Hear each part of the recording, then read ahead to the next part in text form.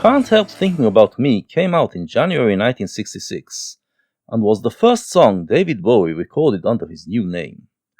More significantly, it is the first record in which we are beginning to hear the themes and style that would become associated with the name Bowie. Until then he was Davy Jones, a member of several unsuccessful British rhythm and blues bands, writing songs that followed tried and tested R&B formulas. At the time he wrote this, he was the leader of a band called the Lower Third, and this is also the band that went into the studio to record it. Question time that says I've brought dishonor. My head's spouting shame, it seems that I've blackened the family name. Mother says that she can't stand the neighbors talking. I've gotta pack my bags, leave this home, start walking, yeah. I'm guilty, I wish that I was sorry this time. I wish that I could pay for my crime. I can't help thinking about me. I can't help thinking about me. I can't help thinking about me. The singer is a teenager who disgraced the family name and has to leave home for its sake. He admits his guilt, but he doesn't apologize and he doesn't even feel sorry, because he has lost all empathy to other people and cares about no one but himself. This is not an autobiographical story. Bowie was never in this situation. Bowie, then, is assuming a character, even as he is singing in first person. This is something which we will always have to ask when we analyze Bowie's records. Is he being himself, or is this a character? Remember when we used to go to church on Sundays? I lay awake at night, terrified of school on Mondays. Oh, but it's too late now. I wish I was a child again. I wish I felt secure again. I can't help thinking about me. I can't help thinking about me. I can't help thinking about me. The singer now remembers his childhood and misses the time when he was in the protective and nurturing nest of his family. Back then, it seems, he did have feelings for them, but not anymore. He does wish he could go back, but he does not think it is possible. As I pass the recreation ground, I remember my friends always be found, and I can't help thinking about me.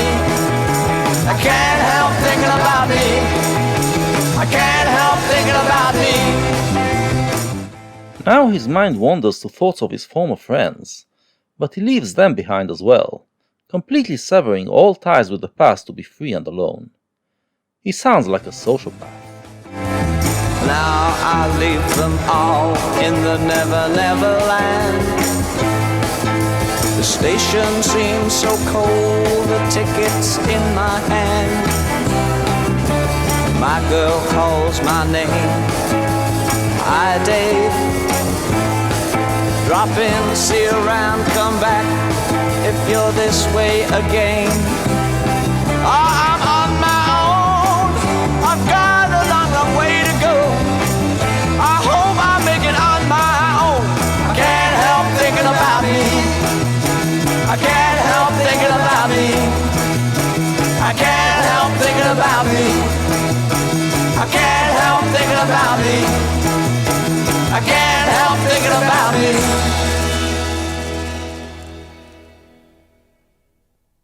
And then, the final verse brings a twist.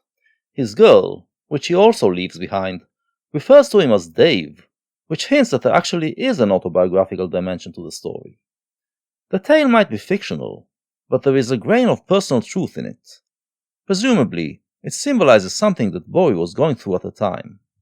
The sociopathic tendencies of the hero are merely an extension and an exaggeration of his own feelings. What does the tale symbolize? Well, first of all, Bowie just turned 19 when he recorded the song, a teenager leaving home and starting life as a grown man. At this stage of life, people do tend to be extremely self-centered.